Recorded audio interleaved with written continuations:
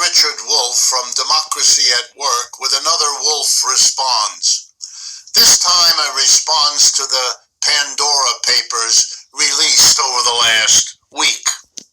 A treasure trove of millions of documents recovered from the private secret files of all kinds of firms that operate around the world to hide the wealth of millionaires and billionaires, politicians, but above all, the business elite, which has the bulk of the wealth in the world.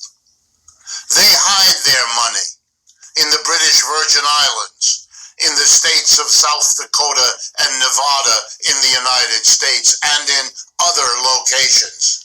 They move their money wherever the local politicians conveniently write the laws that permit them to hide their money there, to not get it reported to tax collectors, to the general public, and to the media.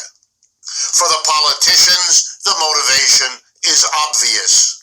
They don't want the voters to know that they're very wealthy, that they might then ask questions. Where does that wealth come from? With what is it connected? With whom?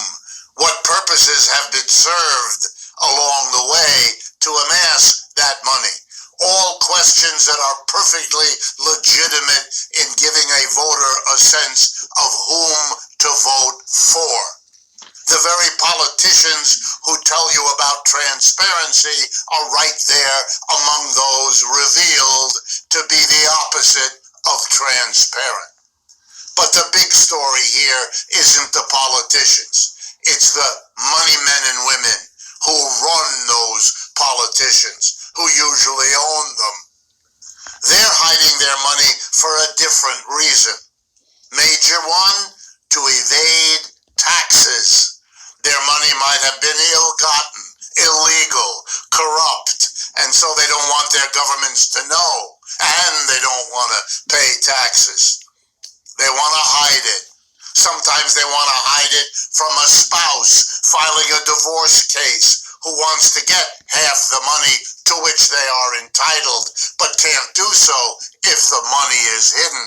Sometimes it's a business person who knows that the government is going to find out pretty soon how that money was acquired, and they don't want that